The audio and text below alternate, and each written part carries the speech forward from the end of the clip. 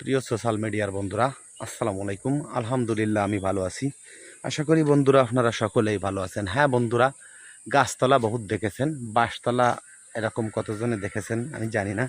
আমি কিন্তু আজকে একটু প্রয়োজনে অনেক গ্রামের ভিতরে একটা জায়গায় এসেছি।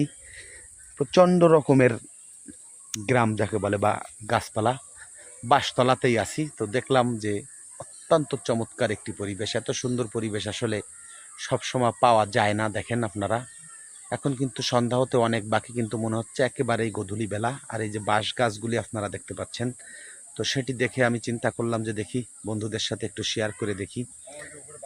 একদম চিরসবুজ একটি পরিবেশ যেটি আপনারা দেখতে পাচ্ছেন।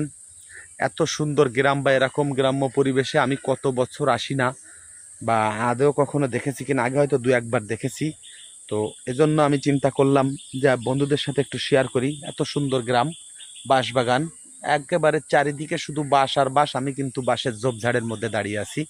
এরকম একটা পরিবেশ আসলে খুঁজে পাওয়া খুব কঠিন বন্ধুরা। তো এই বাঁশঝাড়ের ভিডিওটি আপনাদের কাছে কেমন লাগলো, বা এই গ্রাম্য পরিবেশটি আপনাদের কাছে কেমন লাগছে আমি জানি না। আমার কাছে কিন্তু খুব ভালো লাগছে, যার কারণে ভিডিও করে আমি আপনাদের সাথে এটি শেয়ার করার চেষ্টা করছি বন্ধুরা। একদম সবুজ একটি পরিবেশ, হলো না বন্ধুরা? আমি একটু চেষ্টা করছিলাম আপনাদেরকে একটু বাদুড় দেখানোর জন্য, কিন্তু আসলে ওরা খুব চৌকস। আমার ভিডিও শুরু করার আগেই ওরা উড়ে চলে গেছে। তো যা হোক বন্ধুরা, সেই বাঁশঝাড়ের গোড়া দিয়েই শেষ করি। আবার দেখা হবে অন্য কোনো ভিডিওতে। আসসালামু আলাইকুম।